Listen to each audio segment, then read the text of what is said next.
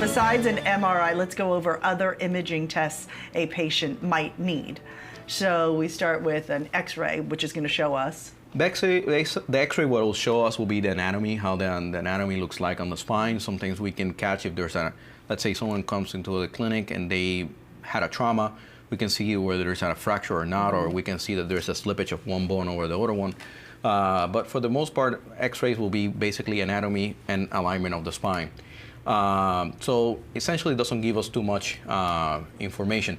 MRI, basically, that will be the gold standard for most of the diagnoses. Basically, the MRI is not going to diagnose the condition. Basically, the MRI will serve us to see as a roadmap of what your symptoms clinically are, match which our physical examination, the history, and that will help us to guide an interventional spine procedure or surgical route.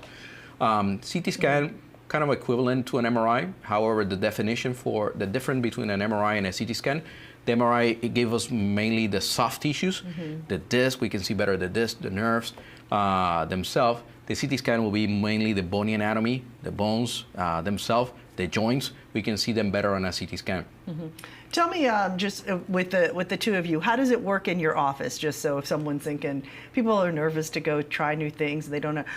In your office, how does it work? Basically, one good thing that we always try to do is get a good history, see if there was any trauma. The next thing is there any weakness? Is there any recent history of infection, which normally there isn't? Once we've ascertained, is it something acute? Is it something chronic that they've been dealing with? If it's something acute, like they've gone to the emergency room, haven't had any relief in pain, have had multiple treatments, then that's where we'll go ahead and we'll say, okay, this is the point where we need to have advanced imaging. Dr. Mena will review the images just to make sure that we're on the right treatment plan, and I will follow up and I will tell the patient what the next step is, how we're going to treat them, if we're going to incorporate in that patient most of the time conservative treatment like physical therapy, medication, and other things that we can do, including referral.